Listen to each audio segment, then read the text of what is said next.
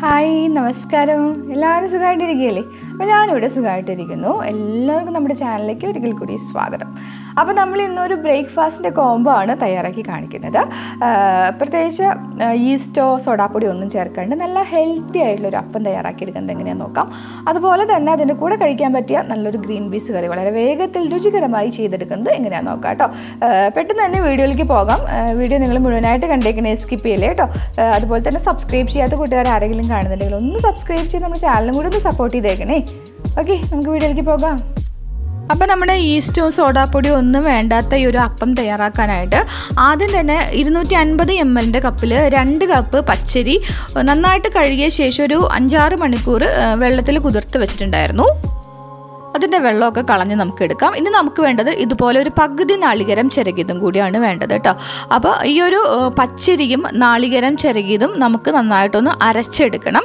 അപ്പോൾ നമ്മളിത് അരയ്ക്കുന്നത് നാളികേര വെള്ളത്തിലാണ് ഞാനിവിടെ 2 നാളികേരം പൊട്ടിച്ച വെള്ളമാണ് എടുത്തിട്ടുള്ളത് അപ്പോൾ ഒരു 1/2 കപ്പ് വെള്ളമാണ് എനിക്ക് കിട്ടിയിട്ടുള്ളത് കേട്ടോ നമുക്കിത് 1 കപ്പ് വരെയൊക്കെ ഉപയോഗിക്കാം ഇനിയിപ്പോൾ ഒരു 1/4 കപ്പേ നിങ്ങൾക്ക് കിട്ടിയുള്ളെങ്കിൽ അത് മതി കുഴപ്പമൊന്നുമില്ല ബാക്കിയുള്ളത് സാധാരണ പച്ചവെള്ളം ഒഴിച്ചിട്ട് നമുക്ക് അരച്ചെടുക്കാം തന്നെ നമുക്ക് ഈ ഒരു പച്ചരിയും നാളികേര വെള്ളവും സാധാ വെള്ളവും കൂടി ഒഴിച്ചിട്ട് ഒന്ന് അരച്ചെടുക്കണം നമുക്ക് 2 പ്രാവശ്യമായിട്ട് ഇത് അരച്ചെടുക്കാം അപ്പോൾ ഒരു മിക്സിയുടെ ജാർ എടുത്തിട്ടുണ്ട് ഞാനൊരു പകുതി പച്ചരി വെള്ളം കൂറ്റി കളഞ്ഞ ശേഷം മിക്സിയുടെ ജാറിലേക്ക് ഇട്ട് കൊടുക്കുന്നുണ്ട് അതുപോലെ തന്നെ ഒരു പകുതി നാളികേരം ചിരകിയതും ഇതിലേക്ക് ഇട്ട് കൊടുക്കുകയാണേ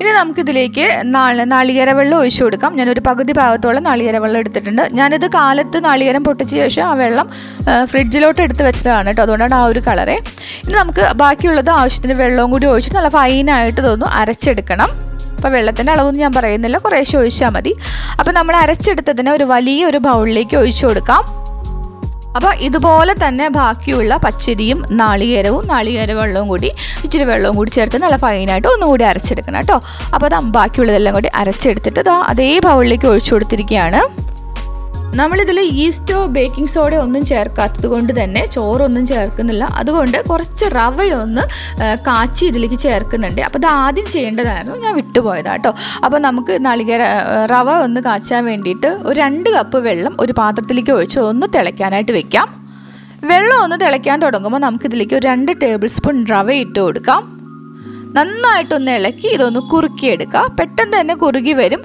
മൊത്തത്തിലൊന്ന് തിളച്ച് വരുമ്പോൾ ഇതുപോലെ ഇളക്കി കൊടുത്തുകൊണ്ടേ ഇരിക്കുക തീ കൂട്ടിയിടുന്നതുകൊണ്ട് കുഴപ്പമൊന്നുമില്ല ഇതുപോലെ നന്നായിട്ടൊന്ന് കുറുകി വരും നമ്മൾ കുട്ടികൾക്കൊക്കെ കുറുക്ക് കാച്ചില്ലേ അതുപോലെ ഒന്ന് കുറുകി വരുമ്പോൾ നമുക്ക് തീ അങ്ങ് ഓഫാക്കിയിടാം ഇത് നന്നായിട്ട് തണുത്ത ശേഷം ഇത് അരച്ചിട്ട് നമ്മൾ നേരത്തെ അരച്ചെടുത്തിരിക്കുന്ന കൂട്ടിലേക്ക് ഒഴിക്കാനുള്ളതാണ് കേട്ടോ അപ്പോൾ ഇതൊന്ന് തണുക്കുമ്പോൾ കുറച്ചും കൂടി ഒന്ന് ടൈറ്റായിട്ട് വന്നോളും അപ്പോൾ ഇത് ആദ്യം ഒന്ന് ചെയ്ത് വെക്കണേ അപ്പോഴേക്കും നമ്മൾ മറ്റു കാര്യങ്ങളൊക്കെ ചെയ്യുമ്പോഴേക്കും ഒന്ന് തണുത്ത് വന്നോളൂ കേട്ടോ അപ്പോൾ ഞാനിപ്പം റവ കാച്ചിയതൊന്ന് തണുത്തിട്ടുണ്ട് അത് നമ്മൾ നേരത്തെ അരച്ച അതേ മിക്സിയുടെ ജാറിലേക്ക് ഒന്ന് ഒഴിച്ചു കൊടുക്കുകയാണ് ഇതിലേക്ക് കുറച്ച് ചേരുവകളും കൂടി ചേർക്കാനുണ്ട് നമുക്കിതിലേക്ക് ഒരു 1.5 ടേബിൾ സ്പൂൺ പഞ്ചസാര ചേർത്ത് കൊടുക്കാം കൂടെ തന്നെ ആവശ്യത്തിനുള്ള ഉപ്പ് ചേർക്കുക 1 ടേബിൾ സ്പൂൺ വെള്ളം കൂടി ഒഴിക്കുന്നുണ്ട് ഇനി ഇതെല്ലാം കൂടി ഒന്നുകൂടി ഒന്ന് അരച്ചെടുക്കാം അപ്പോൾ ഈ അരച്ചെടുത്തിരിക്കുന്ന റവയുടെ കൂട്ട് നമ്മൾ നേരത്തെ അരച്ചെടുത്തിരിക്കുന്ന അരിയും നാളികേരം കൂടി അരച്ചില്ല അതിലേക്ക് ഒഴിച്ചു കൊടുക്കുകയാണ് ഇനി ഇതെല്ലാം കൂടി നന്നായിട്ടൊന്ന് ഇളക്കി യോജിപ്പിച്ചെടുക്കാം ഈ ഒരു റവയുടെ ഒരു മിക്സ് എല്ലാ ഭാഗത്തേക്കും എത്തുന്ന രീതിയിൽ നന്നായിട്ടൊന്ന് ഇളക്കി കൊടുക്കാം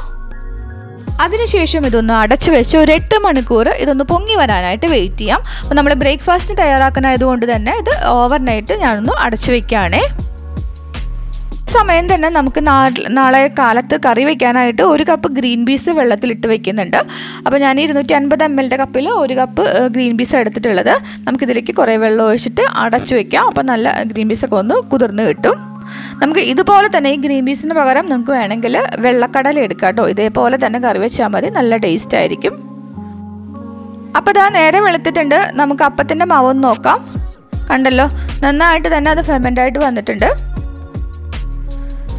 വല്ലാണ്ടങ്ങ് കുത്തി ഇളക്കുകയൊന്നും ചെയ്യരുത് കേട്ടോ അപ്പോൾ അതൊക്കെ ഒന്ന് ഇളക്കി കൊടുക്കുക അതിനുശേഷം ഒരു സൈഡിൽ നിന്ന് ഒന്ന് കോരി നമ്മൾ അപ്പം ചുട്ടെടുക്കുകയാണ് ചെയ്യുന്നത് വല്ലാണ്ട് കുത്തി ഇളക്കേണ്ട കാര്യമില്ല ഇതുപോലെ ഒരു സൈഡിൽ നിന്ന് കോരിയിട്ട് നമ്മൾ ചൂടാവാനായിട്ട് വെച്ചിരിക്കുന്ന അപ്പച്ചട്ടിയിലേക്ക് ഒഴിച്ച് ഒന്ന് കറക്കി വെച്ചിട്ട് ഇതൊന്ന് സാധാരണ അപ്പം ചുട്ടെടുക്കുന്നത് പോലെ തന്നെ ചുട്ടെടുക്കാം ഒരു ലോ മീഡിയം ഫ്ലെയിമിൽ ഇട്ട് കൊടുത്താൽ മതി മുകൾ ഭാഗമൊക്കെ ഒന്ന് ഡ്രൈ ആയിട്ട് വരുമ്പം അടച്ചു വയ്ക്കുക അതിനുശേഷം ഒരു 10-30 സെക്കൻഡ് ഒരു 30-35 സെക്കൻഡൊക്കെ അടച്ചു വെച്ച് കഴിയുമ്പോൾ ഇത് ഉൾഭാഗം നന്നായിട്ട് വെന്ത് കിട്ടും നിങ്ങൾക്ക് കുറച്ചും കൂടി നന്നായിട്ട് മൊരിഞ്ഞ് വരണം എന്നുണ്ടെങ്കിൽ ഇതുപോലെ തുറന്ന് വെച്ചിട്ട് കുറച്ചും കൂടി വെയിറ്റ് ചെയ്യുകയാണെങ്കിൽ അത് നന്നായിട്ട് മൊരിഞ്ഞ് കിട്ടും. അപ്പോൾ ഞാൻ ഈ ഒരു രീതിയിൽ എടുക്കുകയാണെങ്കിൽ ബാക്കിയുള്ള അപ്പം കൂടി ഇങ്ങനെ തന്നെ നമുക്ക് ചുട്ടെടുക്കാം. ഇനി നമുക്ക് ഗ്രീൻ പീസ് കറി തയ്യാറാക്കി എടുക്കാം. വളരെ ഈസി ആയിട്ടുള്ളൊരു കറിയാണ്. അപ്പോൾ നമ്മളൊരു കുക്കർ എടുത്തിട്ടുണ്ട്. കുക്കറിലാണ് ഈ ഒരു ഗ്രീൻ പീസ് നമ്മൾ വേവിച്ചെടുക്കുന്നത്. അപ്പോൾ നമ്മൾ ഇന്നലെ കുതിർത്ത് വെച്ചിട്ടുള്ള ഗ്രീൻ പീസ് ഒരു 4-5 പ്രാവശ്യം നന്നായിട്ട് കഴുകിയ ശേഷം അതിൻ്റെ വെള്ളം മാറ്റി ഇതിലേക്ക് അങ്ങ് ഇട്ട് കൊടുക്കുകയാണേ. നമുക്കിതിലേക്ക് ഒരു 1/4 ടീസ്പൂൺ മഞ്ഞൾപ്പൊടി ചേർത്ത് കൊടുക്കാം. കൂടെ 1 ടീസ്പൂൺ ഉപ്പും കൂടി ചേർക്കുന്നുണ്ട്. ഉപ്പ് നിങ്ങളുടെ ടേസ്റ്റിനനുസരിച്ച് ചേർത്ത് കൊടുക്കണേ. ഇനി നമുക്കിതിലേക്ക് 3 കപ്പ് വെള്ളം ഒഴിച്ചിട്ട് അതൊന്ന് വേവിക്കാനായിട്ട് വയ്ക്കാം. നമ്മൾ എടുത്തിരിക്കുന്ന കപ്പ് 250 ml ഒരു കപ്പിൽ 1 കപ്പാണ് നമ്മൾ ഗ്രീൻ പീസ് എടുത്തത്. അതേ കപ്പിൽ 3 കപ്പ് വെള്ളം ഒഴിച്ചിട്ടാണ് ഇത് വേവിക്കാനായിട്ട് വെക്കുന്നത്. കുക്കർ അടച്ച് വെച്ച് ഗ്യാസ് ഓൺ ചെയ്തൊന്ന് കയറ്റി വെക്കുന്നുണ്ട്. ഹൈ ഫ്ലെയിമിലിട്ടിട്ട് തന്നെ ഒരു 4 വിസിൽ അടിക്കുമ്പോൾ നമ്മുടെ ഒരു ഗ്രീൻ പീസ് നന്നായിട്ട് വെന്ത് കിട്ടും. 4 വിസിൽ വന്ന ശേഷം നമുക്ക് തീ ഓഫാക്കി ഇടാം. അതിനുശേഷം അതിൻ്റെ സ്റ്റീമെല്ലാം പോയിട്ട് നമുക്ക് തുറന്നെടുക്കാം. ഈ സമയത്ത് നമുക്കിതിലേക്ക് വേണ്ടിയിട്ട് ഒരു ചെറിയ അരപ്പ് ഉണ്ടാക്കണം.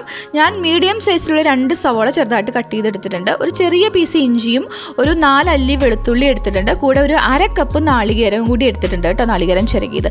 ഇതെല്ലാം കൂടി ഒരു മിക്സിയുടെ ജാറിലിട്ട് വളരെ കുറച്ച് വെള്ളം ചേർത്ത് നല്ല ഫൈനായിട്ടൊന്ന് അരച്ചെടുക്കാം. എത്രത്തോളം വെള്ളം കുറച്ച് അരയ്ക്കാൻ പറ്റുന്നു അത്രയും നല്ലതാണ് കേട്ടോ. ഇനി നമുക്കൊരു ചീനച്ചട്ടി ചൂടാവാനായിട്ട് വെക്കാം. ചട്ടി ചൂടാവുമ്പോൾ നമുക്കിതിലേക്ക് ഇച്ചിരി വെളിച്ചെണ്ണ ഒഴിച്ചു കൊടുക്കാം. വെളിച്ചെണ്ണ നന്നായിട്ട് ചൂടായിട്ട് വരുമ്പോൾ നമ്മളിപ്പം അരച്ചെടുത്തിരിക്കുന്ന അരപ്പ് ഇതിലേക്ക് അങ്ങ് ഒഴിച്ചു കൊടുക്കാം. ആ ഒരു പാത്രം ഒന്ന് കഴുകി കുറച്ച് വെള്ളം കൂടി ഒഴിക്കുന്നുണ്ട്. നമ്മൾ ഈ അരയ്ക്കുന്നത് എത്രത്തോളം വെള്ളം കുറച്ച് അരയ്ക്കാൻ പറ്റുന്നു അത്രയും നല്ലതാണ്. തീ നന്നായിട്ട് കൂട്ടിയിട്ട് ഇതുപോലെ ഒന്ന് ഇളക്കി ഇതൊന്ന് വറ്റിച്ചെടുക്കണം. ഇത് പെട്ടെന്നാവും കേട്ടോ, തീ കൂട്ടിയിട്ട് തന്നെ ചെയ്യുന്നത് കൊണ്ട് അധികം സമയം എടുക്കുകയൊന്നുമില്ല. നമ്മളിതിൽ ചേർത്തിരിക്കുന്ന സവോളയും ഇഞ്ചിയും വെളുത്തുള്ളിയും അതുപോലെ തന്നെ നാളികേരത്തിൻ്റെയൊക്കെ ഒരു റോസ് സ്മെല്ല് മാറി വരുന്നത് വരെ നന്നായിട്ടൊന്ന് ഇളക്കി കൊടുക്കുക. ഇതിൻ്റെ ആ വെള്ളമൊക്കെ ഒന്ന് വറ്റി വന്നോട്ടെ. ഈ വെള്ളമൊക്കെ ഒന്ന് വറ്റി വരുന്നതിൻ്റെ ഇടയിൽ നമുക്ക് കുറച്ച് പൊടികളും കൂടി ചേർക്കാം. അപ്പോൾ കുറച്ചൊക്കെ ഒന്ന് വറ്റി വന്നപ്പോൾ ഞാനിതിലേക്ക് 1 ടേബിൾ സ്പൂൺ മല്ലിപ്പൊടി ചേർത്ത് കൊടുക്കുന്നുണ്ട്. ഇനി നന്നായിട്ടൊന്ന് ഇളക്കി കൊടുക്കാം. നമ്മൾ പൊടി ചേർക്കുമ്പോൾ തന്നെ പെട്ടെന്ന് തന്നെ അതങ്ങ് വെള്ളമൊക്കെ വറ്റി വരും കേട്ടോ. നന്നായിട്ടൊന്ന് ഇളക്കി കൊടുത്തിട്ട് ആ മല്ലിപ്പൊടി ഒന്ന് മൂത്ത് വരണം. ഒരു 10-30 സെക്കൻഡ് സമയത്തോളം നമുക്കിതുപോലെ ഒന്ന് ഇളക്കി കൊടുക്കുക. ഇത് നന്നായിട്ട് കൂട്ടിയിരുന്നുകൊണ്ട് കുഴപ്പമില്ല. ഇനി നമുക്കിതിലേക്ക് ഒരു 1/2 ടേബിൾ സ്പൂൺ മുളക് പൊടി ചേർത്ത് കൊടുക്കാം. അപ്പോൾ ഇതും ഒന്നും കൂടി നന്നായിട്ടൊന്ന് ഇളക്കി എടുക്കുന്നുണ്ട്. പൊടികൾ ഓരോന്നും നമ്മളിതുപോലെ ചേർത്ത് കൊടുത്തിട്ട് നന്നായിട്ടൊന്ന് ഇളക്കി അതൊന്ന് മൂപ്പിച്ചെടുക്കാം. ഇനി നമുക്കിതിലേക്ക് ഇച്ചിരി മഞ്ഞൾപ്പൊടി ചേർത്ത് കൊടുക്കാം. ഞാനിവിടെ ഒരു 1/2 ടീസ്പൂൺ മഞ്ഞൾപ്പൊടിയാണ് ചേർക്കുന്നത്. കൂടെ തന്നെ ഒരു 1/2 ടീസ്പൂൺ അളവിൽ ചിക്കൻ മസാലപ്പൊടി അല്ലെങ്കിൽ ഗരം മസാലപ്പൊടി ഇതിലേതെങ്കിലും ഒന്നും കൂടി ചേർത്ത് കൊടുക്കുന്നുണ്ട്. ഇനി നന്നായിട്ടൊന്ന് ഇളക്കി കൊടുക്കുക. നന്നായിട്ട് ഇതൊന്ന് വറ്റി അതിൻ്റെ ഒന്ന് ഡ്രൈ ആയിട്ട് വന്നോട്ടെ കേട്ടോ. പെട്ടെന്ന് തന്നെയാവേ. അപ്പോൾ ഇതാ പൊടികളൊക്കെ മൂത്ത് നമ്മൾ ഈ ഒരു അരപ്പൊക്കെ ഒന്ന് വറ്റി വന്നിട്ട് നല്ല ഡ്രൈ ആയിട്ട് വന്നിട്ടുണ്ട് കേട്ടോ. ഈ സമയത്ത് നമ്മൾ നേരത്തെ വേവിച്ച് വെച്ചിരിക്കുന്ന ഗ്രീൻ പീസ് ഉണ്ടല്ലോ അതങ്ങനെ തന്നെ ഇതിലേക്ക് അങ്ങ് ഒഴിച്ചു കൊടുക്കാം. ഇതിലേക്ക് ഒരു 2-3 പച്ചമുളക് കട്ട് ചെയ്ത് ചേർക്കുകയും കൂടി ചെയ്യണേ. ഞാനത് വിട്ടുപോയതാണ്. അതിൻ്റെ ഒരു ഫ്ലേവറും കൂടി നമ്മുടെ ഒരു കറിക്ക് നല്ല ടേസ്റ്റാണ്. ഈ സമയത്ത് ചേർത്ത് കൊടുത്താൽ മതി. ഇനി നന്നായിട്ടൊന്ന് ഇളക്കി ഒരു 3-4 മിനിറ്റ് ഒന്ന് തിളപ്പിച്ചെടുക്കണം. ഈ കൂട്ടിയിട്ട് തന്നെ നന്നായിട്ടൊന്ന് ഇളക്കി തിളപ്പിച്ച് കുറുക്കിയെടുക്കാം. നമുക്ക് എത്രത്തോളം ഗ്രേവി വേണം അതനുസരിച്ച് ഒന്ന് തിക്കാക്കി എടുക്കാം. ഈ ഒരു കറി നമ്മൾ നാളികേരമൊക്കെ അരച്ച് ചേർത്തതുകൊണ്ട് തന്നെ ഇത് ഇരിക്കും തോറും തിക്കായി വരുന്ന നല്ല കട്ടി കൂടി വരുന്ന ഒരു കറിയാണ്. അപ്പോൾ അതനുസരിച്ചിട്ട് വേണം നമ്മൾ പിന്നീട് തീ ഓഫാക്കി ഇടാനായിട്ട്. അപ്പോൾ അതൊന്നും കൂടി ഒന്ന് കുറുകി വന്നിട്ടുണ്ട്. ഈ സമയത്ത് നിങ്ങൾ ഉപ്പൊക്കെ നോക്കുക. ഉപ്പ് കുറവുണ്ടെങ്കിൽ ചേർത്ത് കൊടുക്കണം. ഞാനിതിൽ ഗ്രീൻ പീസ് ചേർത്തിട്ടുള്ളത് ഒരു 4 വിസിലടിച്ചിട്ടാണ്. അപ്പോഴും നല്ല രീതിയിൽ വെന്ത് കിട്ടും. അങ്ങനെ ഉടഞ്ഞു പോകുമൊന്നുമില്ല.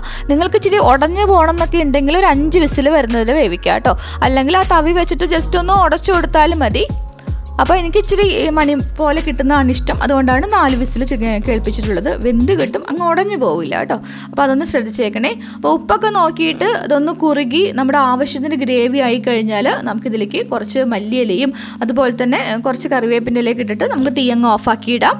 ഞാൻ ഈ കറി താളിക്കണമൊന്നുമില്ല. താളിക്കുകയാണെങ്കിൽ കുറച്ചും കൂടി ടേസ്റ്റ് ആയിരിക്കും. ഇച്ചിരി വെളിച്ചെണ്ണയിൽ കടുക് പൊട്ടിച്ച് 2 വറ്റൽമുളകും ഒരു തണ്ട് കറിവേപ്പിനെല്ലാം കൂടി ഇട്ട് ഇളക്കിയിട്ട് ഇച്ചിരി ഗരം മസാലപ്പൊടിയും കൂടി ഇട്ട് ഒന്ന് ഈ കറിയിലേക്ക് അങ്ങ് ഒഴിച്ച് കഴിഞ്ഞാൽ കുറച്ചും കൂടി ടേസ്റ്റ് ആയിരിക്കും കേട്ടോ. ഞാനിപ്പോൾ താളിച്ചിട്ടില്ല.